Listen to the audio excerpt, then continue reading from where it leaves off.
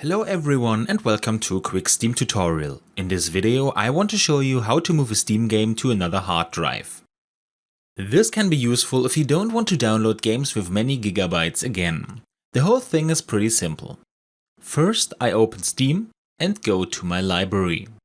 Then I right click on the game I want to move. Now as an example I will use Cubeman, so I right click, go to Properties, and switch to Local Files.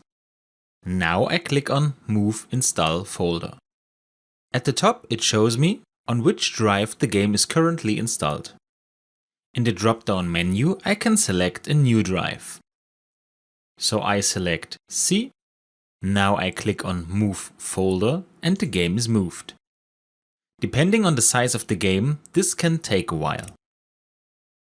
But with that we are done, because you now see that the new drive for this game is C. And as you can see, it's very simple in Steam to move games to another drive. I hope you enjoyed the video and I will see you again in the next tutorial. Until then, your tutorial guy. Bye.